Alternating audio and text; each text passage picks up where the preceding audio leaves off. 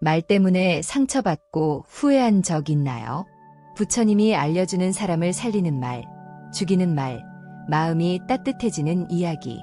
내 작은 암자에는 말 없는 앵무새 한 마리가 살고 있습니다. 사람들은 말을 못하는 앵무새가 무슨 쓸모가 있냐고 묻지만 저는 그 앵무새를 보며 매일같이 중요한 가르침을 얻습니다. 그것은 바로 함부로 내뱉는 1000마디의 말보다 깊은 의미를 담은 한 번의 침묵이 더 큰 울림을 줄 수 있다는 진리이지요. 혹시 당신의 날카로운 말 한마디가 누군가의 마음에 평생 지워지지 않는 상처를 남긴 적은 없으신가요? 반대로 따뜻한 격려의 말 한마디가 절망에 빠진 누군가를 다시 일으켜 세우는 기적을 경험해 본 적은 없으신가요? 오늘 들려드릴 이야기는 바로 그 말이라는 이름에 보이지 않는 칼과 약에 대한 이야기입니다. 우리는 종종 말을 그저 생각을 전달하는 도구쯤으로 가볍게 여깁니다. 하지만 부처님께서는 말씀하셨습니다. 말은 마음의 소리이다. 당신의 말이 거칠다면 당신의 마음 또한 그러하다. 말은 단순히 허공에 흩어지는 소리가 아니라 당신의 내면 세계를 그대로 비추는 거울이자 당신의 운명을 창조하는 가장 강력한 주문이라는 뜻입니다. 이 이야기를 끝까지 듣고 나면 어쩌면 당신이 가장 경멸하고 무시했던 한 사람의 어눌한 침묵이 세상에서 가장 화려하고 유창한 달변가의 말보다 더 깊은 진실과 사랑을 담고 있었음을 깨닫게 되는 눈물 어린 반전을 마주하게 될지도 모릅니다. 제1부 세상에서 가장 날카로운 혀, 말로 세상을 재단하는 변론가. 그의 이름은 말씀이라는 뜻처럼 그는 말로 세상을 쥐고 흔드는 사람이었습니다. 그는 나라에서 가장 유명한 변론가, 지금의 변호사였지요. 그의 혀는 날카로운 비수와도 같아서 그 어떤 견고한 논리도 단숨에 베어버렸고 그의 말은 달콤한 꿀과도 같아서 얼음처럼 차가운 판관의 마음마저 녹여버렸습니다. 그는 진실을 믿지 않았습니다. 그는 오직 승리만을 믿었습니다. 그에게 진실이란 존재하는 것이 아니라 자신의 말을 통해 만들어지는 것이었습니다. 그는 자신의 의뢰인이 죄를 지었는지 아닌지에는 관심이 없었습니다. 그의 유일한 관심사는 자신의 현란한 말솜씨로 배심원들을 현혹하고 판세를 뒤집어 승리를 쟁취하는 것뿐이었습니다. 그의 삶은 승리의 연속이었습니다. 그는 억울한 사람을 구해내기도 했지만 죄를 지은 권력자를 풀어주기도 했습니다. 그는 자신의 말 한마디로 사람을 살리기도 하고 죽이기도 했습니다. 그는 자신의 혀끝에서 한 사람의 운명이 결정되는 것을 보며 자신이 신이라도 된 듯한 짜릿한 쾌감을 느꼈습니다. 그에게는 사랑하는 딸이 하나 있었습니다. 그녀의 이름은 참되다는 뜻이었습니다. 그녀는 아버지와는 달리 말을 무척 아끼는 과묵한 아이였습니다. 그녀는 아버지의 유창한 말솜씨를 부러워하면서도 동시에 두려워했습니다. 아버지가 법정에서 승리하고 돌아온 날이면 그의 말에는 피냄새가 섞여 있는 것 같다고 느끼곤 했기 때문입니다. 어느 날 어린 지니가 아버지에게 물었습니다. 아버지, 세상에서 가장 강한 칼은 무엇인가요?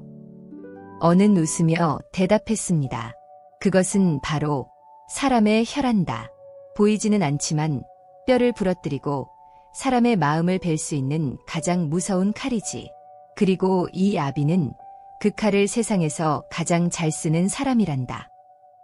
그는 자신의 말이 가진 파괴적인 힘을 자랑스러워했습니다. 그는 몰랐습니다. 그 칼이 언젠가 자신에게 가장 소중한 것을 베어버리게 되리라는 것을. 이 말의 3가지 독. 언이 휘두르는 혀라는 칼에는 부처님께서 경계하라고 가르치신 3가지 말의 독이 묻어 있었습니다. 이 독들은 비단 언뿐만 아니라 우리 모두의 일상적인 대화 속에 교묘하게 숨어 있지요. 첫 번째 독은 별표 거짓말 별표입니다. 언은 승리를 위해 사실을 왜곡하고 부풀리는 것을 서슴지 않았습니다. 그는 그것을 변론의 기술이라고 불렀지만 실은 진실을 가리는 교활한 거짓말이었습니다. 그는 거짓말이 쌓일수록 자기 자신의 진실한 마음으로부터 점점 더 멀어지고 있다는 것을 깨닫지 못했습니다. 그의 삶은 화려했지만 거짓 위에 세워진 모래성과도 같이 위태로웠습니다. 두 번째 독은 별표 이간질하는 말 별표입니다. 그는 상대방의 약점을 파고들어 사람들 사이의 신뢰를 깨뜨리고 서로를 반목하게 만드는데 능숙했습니다. 그는 이 사람에게 가서는 저 사람의 흉을 보고 저 사람에게 가서는 이 사람의 비밀을 폭로하며 그들 사이의 갈등을 증폭시켜 자신의 이익을 취했습니다. 그는 관계를 잇는 다리가 아니라 관계를 끊는 칼이었습니다. 그리고 마지막 세 번째 독은 가장 잔인한 별표 악한 말 별표입니다. 그는 법정에서 상대편 증인을 공격할 때 인신공격과 모욕적인 말을 퍼부어 상대방의 인격을 산산조각 내버렸습니다. 그는 상대방의 마음에 깊은 상처를 입히는 것을 승리를 위한 당연한 과정이라고 생각했습니다. 그는 자신이 뱉은 악한 말이 보이지 않는 독화살이 되어 언젠가 자신에게로 되돌아올 것이라는 인과의 법칙을 믿지 않았습니다. 어는 이 세 가지 독이 묻은 칼을 매일같이 휘두르며 승리의 탑을 쌓아 올렸습니다. 하지만 그 탑이 높아질수록 그의 내면은 점점 더 황폐해져 갔습니다. 그의 인생을 송두리째 뒤바꾼 사건은 그가 최고의 전성기를 누리고 있을 때 찾아왔습니다. 그는 나라에서 가장 악랄하기로 소문난 한 고리대 금업자의 변론을 맡게 되었습니다. 그는 수많은 사람들을 파멸로 이끈 죄인이었지만 막대한 수임료를 약속하며 언에게 무죄를 받아달라고 부탁했지요. 언은 조금의 망설임도 없이 그 사건을 맡았습니다. 그는 법정에서 자신의 모든 기술을 총동원했습니다. 그는 고리대 금업자에게 피해를 입은 사람들을 돈에 눈이 먼 거짓말쟁이로 몰아세웠고 교묘한 논리로 증거들을 무력화시켰습니다. 재판의 마지막 날 결정적인 증인으로 한 남자가 법정에 섰습니다. 그는 고리대 금업자의 빚 독촉에 시달리다 모든 것을 잃고 가족마저 뿔뿔이 흩어진 가난한 목수였습니다. 그의 증언은 사건의 진실을 밝힐 마지막 희망이었습니다. 언은 그를 무너뜨리기 위해 가장 잔인한 칼을 빼들었습니다. 증인은 평소 행실이 방정치 못하고 술에 취해 아내를 폭행한 적도 있다는 소문이 있는데 사실입니까? 그런 파렴치한 자의 말을 우리가 어찌 믿을 수 있겠습니까? 그것은 명백한 거짓이자 인격 살인이었습니다. 목수는 그 말에 얼굴이 하얗게 질려 아무런 대답도 하지 못했습니다. 그의 눈에서는 피눈물이 흘렀습니다. 결국 재판은 언의 승리로 끝났습니다. 고리대 대금업자는 무죄로 풀려났고 억울한 목수는 위증죄로 감옥에 갇히게 되었습니다. 언은 또 한 번의 위대한 승리를 거두었습니다. 그는 축배를 들며 자신의 승리를 자축했습니다.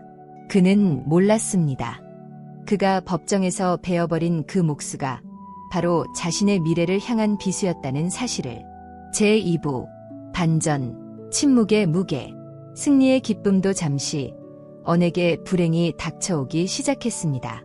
그의 사랑하는 딸 진이가 원인 모를 병에 걸려 말을 잃어버린 것입니다.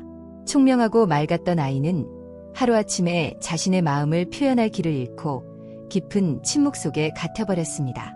언은 나라 최고의 의원들을 모두 불러 딸을 치료하려 애썼지만 아무런 소용이 없었습니다. 의원들은 모두 고개를 저으며 몸에는 아무런 이상이 없습니다. 이것은 마음의 병인 듯합니다. 라고 말할 뿐이었습니다. 언은 미칠 것 같았습니다. 그는 평생을 말로 살아온 사람이었습니다. 그런데 정작 자신의 가장 소중한 딸과는 단 한마디 말도 나눌 수 없게 된 것입니다. 그는 딸의 다친 마음의 문 앞에서 자신이 평생을 갈고 닦아온 그 날카로운 혀가 아무런 쓸모도 없는 무딘 쇳조각에 불과하다는 것을 깨달았습니다. 그는 절망 속에서 딸이 말을 잃기 전 마지막으로 남겼던 그림 일기장을 발견하게 됩니다. 일기장의 마지막 페이지에는 서툰 솜씨로 그려진 법정의 그림이 있었습니다. 그림 속에는 한 남자가 피눈물을 흘리며 쓰러져 있었고 그 앞에선 바로 자기 자신이 칼과 같은 혀를 날름거리며 웃고 있는 악마와도 같은 모습이 그려져 있었습니다. 그리고 그 아래 이렇게 쓰여 있었습니다. 우리 아버지는 사람을 죽이는 칼을 가졌습니다. 이것이 바로 제 이야기의 반전입니다. 딸의 병의 원인은 다른 곳에 있지 않았습니다. 그것은 바로 아버지인 자기 자신의 말이었습니다. 딸은 아버지가 법정에서 무고한 사람을 말로써 무너뜨리는 것을 보고 깊은 충격과 상처를 받았던 것입니다. 그녀는 아버지가 휘두르는 말의 폭력에 대한 저항으로, 그리고 더 이상 그 폭력의 일부가 되고 싶지 않다는 무의식적인 겁으로 자기 자신의 언어 세계를 스스로 닫아버린 것입니다. 언은 그제야 깨달았습니다. 자신이 승리의 대가로 얻은 돈과 명예가 사실은 딸의 영혼을 담보로 한 것이었다는 끔찍한 진실을. 그가 휘둘렀던 말의 칼은 상대방뿐만 아니라 그를 가장 사랑하고 믿었던 딸의 순수한 마음까지도 깊이 베어버렸던 것입니다. 부처님께서는 말씀하셨습니다. 내가 뱉은 말은 씨앗이 되어 내 주변의 가장 가까운 땅에 먼저 떨어진다. 언의 독한 말의 씨앗은 바로 그의 가장 소중한 딸의 마음밭에 떨어져 침묵이라는 가시덤불을 자라게 한 것입니다. 언은 자신의 모든 것을 걸고 딸의 병을 고치기 위한 여정을 시작합니다. 그는 자신의 모든 재산을 자신이 파멸시켰던 그 가난한 목수를 위해 썼습니다. 그는 목수의 억울한 누명을 벗겨주고 그와 그의 가족이 다시 일어설 수 있도록 모든 지원을 아끼지 않았습니다. 그리고 그는 다시는 법정에 서지 않았습니다. 대신 그는 자신의 혀에 스스로 족쇄를 채웠습니다. 1. 침묵의 수행. 언은 말을 잃은 딸과 소통하기 위해 말을 버리는 법을 배우기 시작했습니다. 그는 더 이상 사람들을 논리로 설득하거나 화려한 말로 현혹하려 하지 않았습니다. 대신 그는 침묵 속에서 상대방의 눈빛을 읽고 그의 몸짓을 느끼며 그의 마음의 소리를 듣는 법을 연습했습니다. 그는 딸의 곁에 조용히 앉아 함께 그림을 그렸습니다. 딸이 슬픈 그림을 그리면 그는 말없이 그녀를 안아주었습니다. 딸이 기쁜 그림을 그리면 그는 환하게 미소 지어주었습니다. 그들의 사이에는 말이 없었지만 그 어떤 유창한 대화보다 더 깊은 교감이 흐르기 시작했습니다. 그는 깨달았습니다. 진정한 소통은 혀끝이 아니라 마음과 마음이 만나는 곳에서 이루어진다는 것을. 이 짓는 말, 살리는 말. 어느 날, 언은 마을의 다툼을 중재하게 되었습니다. 예전에 그였다면 양쪽의 논리를 날카롭게 파고들어 누가 옳고 그른지를 명확하게 판결 내렸을 것입니다. 하지만 그는 다른 방법을 택했습니다. 그는 양쪽의 말을 끝까지 아무런 판단 없이 들어주기만 했습니다. 그리고는 그들의 말이 아닌 그들의 말 속에 숨겨진 마음을 읽어주었습니다. 당신은 당신의 노력을 인정받지 못해 많이 서운하셨군요. 당신은 무시당했다는 생각에 자존심이 상하셨군요. 그는 그들의 상처 입은 마음을 따뜻한 말로 어루만져 주었습니다. 그러자 놀랍게도 서로를 향해 으르렁대던 두 사람은 자신들의 마음을 알아주는 언의 말 앞에서 스스로 무장해제를 하고 서로에게 사과하기 시작했습니다. 언은 깨달았습니다. 말의 진정한 힘은 상대를 이기는 데 있는 것이 아니라 상대의 마음을 얻는 데 있다는 것을, 남을 베는 칼이 아니라 사람을 살리는 약이 될 수 있다는 것을. 제3부 마음의 소리가 꽃피다. 1. 앵무새의 노래. 몇 년의 세월이 흘렀습니다. 언은 더 이상 나라 최고의 변론가가 아니었습니다. 그는 그저 마을 사람들의 아픔을 들어주고 상처를 보듬어주는 지혜로운 상담가이자 침묵의 현자가 되어 있었습니다. 그의 딸 진이는 여전히 말을 하지 못했습니다. 하지만 그녀의 얼굴에는 더 이상 어두운 그늘이 없었습니다. 그녀는 아버지와 함께 세상의 아름다운 풍경들을 그림으로 그리며 누구보다 행복하게 살았습니다. 그녀의 그림은 보는 이의 마음을 평화롭게 하는 신비한 힘을 가지고 있었지요. 어느 봄날, 언과 진이는 숲길을 산책하고 있었습니다. 그때 어디선가 아름다운 새소리가 들려왔습니다. 그들이 소리를 따라가 보니 예쁜 앵무새 한 마리가 나뭇가지에 앉아 마치 노래하듯 지저귀고 있었습니다. 진이는 그 앵무새의 모습에 완전히 마음을 빼앗겼습니다. 그녀는 그 자리에 앉아 몇 시간이고 앵무새의 노래를 들었고 그 모습을 화폭에 담았습니다. 그날 이후 진이는 매일같이 그 앵무새를 찾아갔습니다. 앵무새는 신기하게도 진이가 다가가면 도망가지 않고 오히려 그녀의 어깨에 날아와 앉아 더욱 아름다운 소리로 노래를 불러주곤 했습니다. 어는 그 모습을 보며 기이한 생각을 했습니다. 마치 저 앵무새가 내 딸의 잃어버린 목소리가 되어주는 것 같구나. 이 가장 아름다운 말, 진이의 16번째 생일날이었습니다. 어는 딸을 위해 숲속에 그 앵무새를 선물로 잡아다 주기로 결심했습니다. 그는 새장을 들고 숲으로 갔고 마침내 앵무새를 잡는 데 성공했습니다. 그가 새장을 들고 기쁜 마음으로 암자로 돌아왔을 때였습니다. 그의 딸 진이가 눈물을 글썽이며 그의 앞을 막아섰습니다. 그리고 그녀는 10년 만에 처음으로 입을 열었습니다. 그녀의 목소리는 서툴고 떨렸지만 세상 그 어떤 말보다도 맑고 분명했습니다. 아버지. 어는 자신의 귀를 의심했습니다. 그 새 아프게 하지 마세요. 새는 하늘을 날아야 행복해요. 그 순간 어는 온몸의 전율을 느끼며 거대한 깨달음을 얻었습니다. 딸의 침묵을 깨뜨린 것은 아버지인 자신의 그 어떤 노력이나 참회가 아니었습니다. 그것은 바로 새장 속에 갇힌 작은 생명에 대한 딸의 자비로운 마음이었습니다. 자신이 겪었던 갇힘의 고통을 그 작은 새에게 느끼게 하고 싶지 않다는 그 순수한 사랑의 마음이 10년간 굳게 닫혔던 그녀의 마음의 문을 스스로 열게 한 것입니다. 어는 눈물을 흘리며 새장의 문을 열었습니다. 앵무새는 자유롭게 푸른 하늘로 날아올랐습니다. 그리고 그 모습을 바라보는 아버지와 딸의 얼굴에는 세상에서 가장 평화롭고 행복한 미소가 피어오르고 있었습니다. 어는 깨달았습니다. 세상에서 가장 강하고 가장 아름다운 말은 화려한 논리나 유창한 설득이 아니라는 것을, 그것은 다른 생명의 아픔에 공감하고 그 자유를 존중하는 침묵과도 같은 자비의 마음 그 자체라는 것을. 결론, 당신의 혀는 무엇을 담고 있는가? 여러분, 당신이 매일같이 뱉는 말들은 어떤 소리를 내고 있습니까?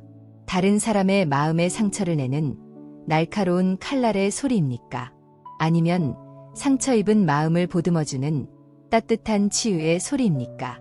부디 말을 내뱉기 전에 잠시 멈추십시오.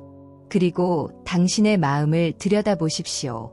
당신의 말이 당신의 거친 마음의 소리가 아니라 당신의 가장 깊은 곳에 있는 자비롭고 평화로운 마음의 소리가 될 수 있도록, 그리하여 당신의 혀가 세상을 베는 칼이 아니라 세상을 살리는 약이 되고 어둠을 밝히는 등불이 되기를, 모든 살아있는 존재들이 평화롭고 행복하기를 기원합니다. 구독과 좋아요는 자비로운 마음의 실천입니다. 감사합니다.